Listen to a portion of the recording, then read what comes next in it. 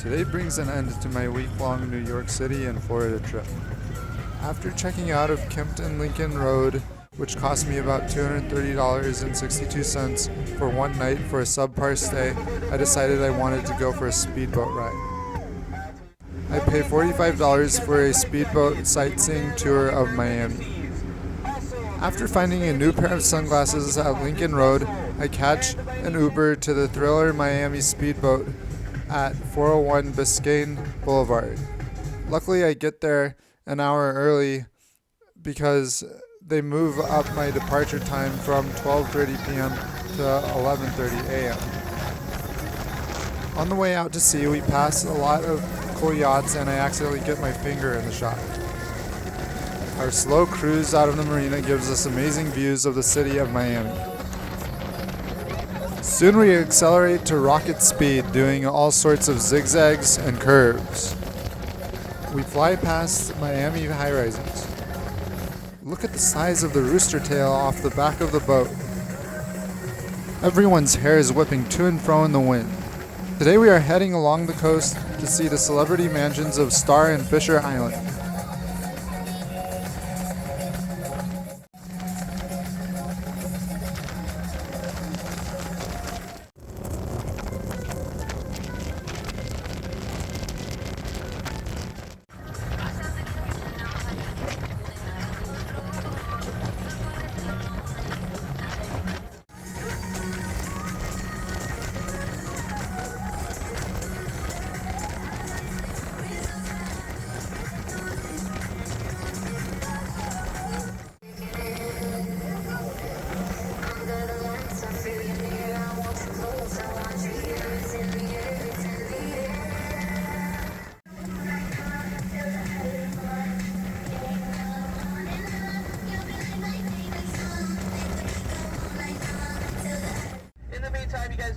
This is the yacht of the former CEO of Carnival Cruise Lines. And if you guys look at this white yacht right here, the Mylan 4.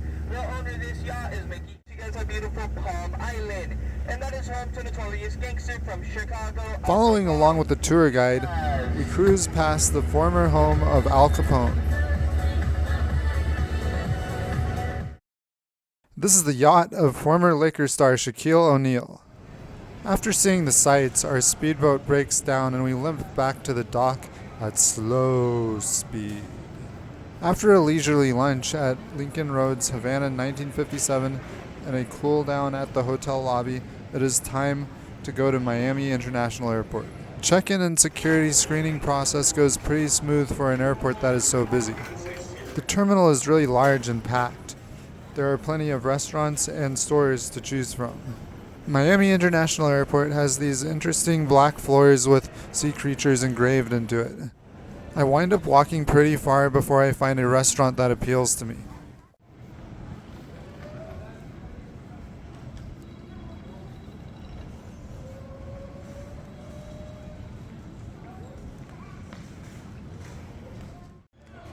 After a good dinner, I find my American Airlines plane waiting at the gate. Other airline reviewers have been giving American Airlines a pretty bad rap. Let's see how they do.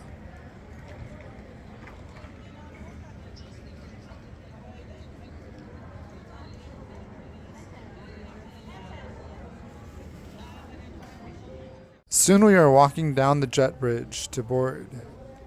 Before the flight boarded, the gate agent told everyone to get dinner to go, as this flight to Los Angeles is not catered at all. On board, we find a cabin with nice, modern, leather-like seats. Something the check-in agent failed to mention is that this aircraft is equipped with the new, huge overhead bins, which my bag would have fit in. Oh well.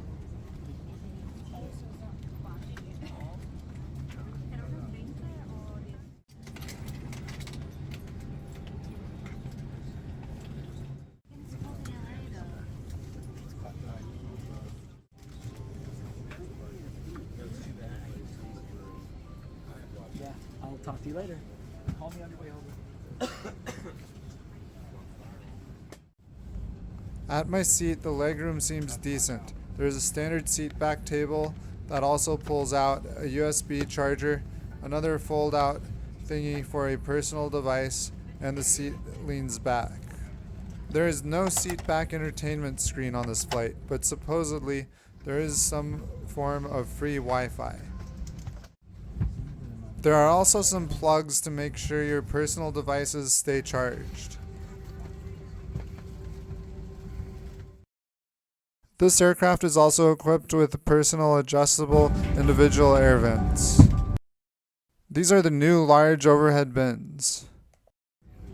What is this mist coming into the cabin? If you know, leave a comment below. Something else. Really something else. Yeah. I mean, we were there for what, 8 days. It went great. It was amazing. Last day, yeah, we just got it. It's against the law to tamper with, disable, or destroy the lavatory smoke detectors.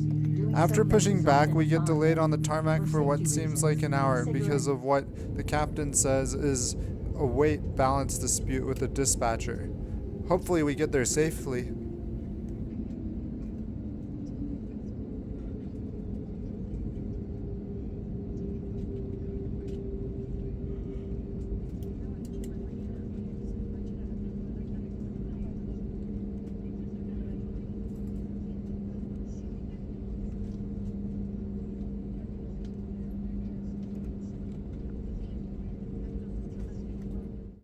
After the dispute is resolved, the flight attendants are readying the cabin for departure.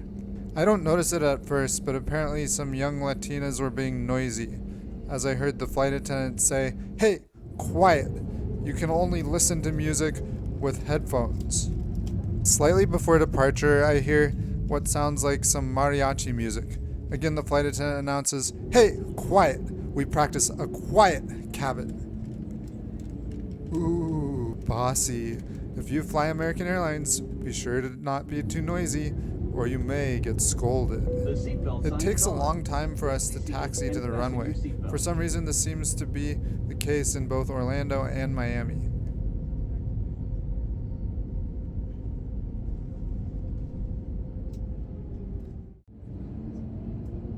Finally, we launch.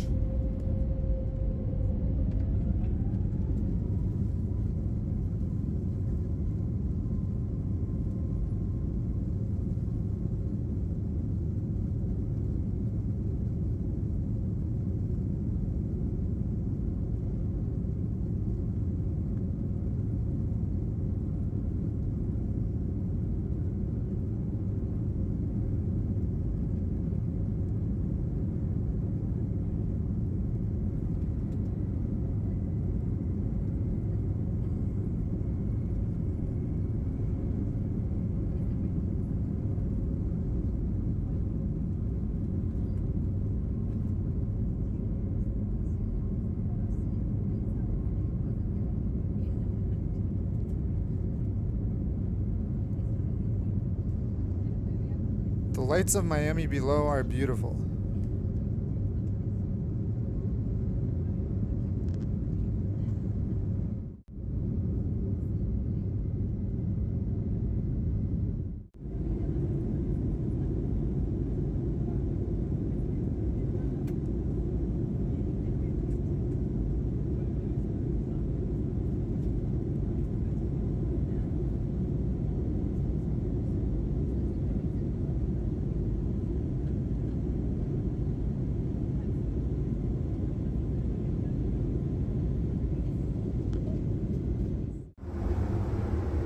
In the lavatory of this A321neo, we find the standard airplane bathroom with what I think is an automatic faucet, but it is a push button. There is also a standard toilet and a changing table.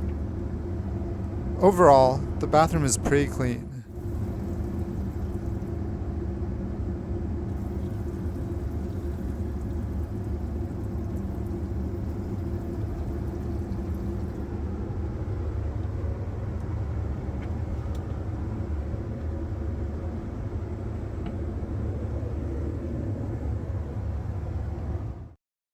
Once I am back at my seat, I try out the free Wi-Fi.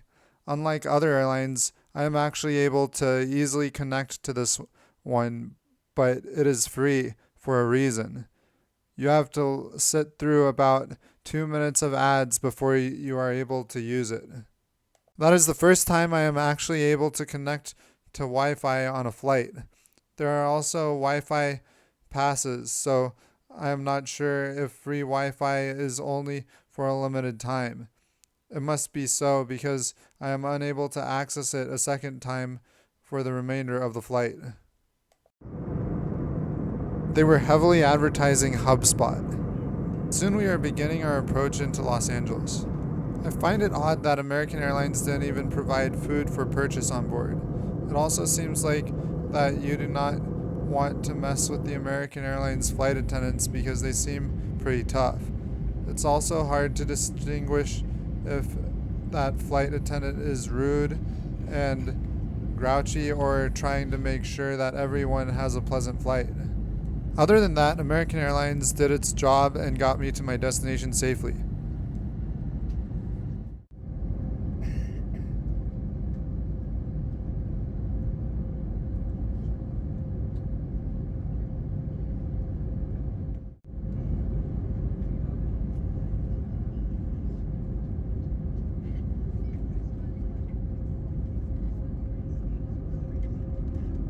Please share your experience on American Airlines in the comments and compare them to my experience or other YouTubers' experience.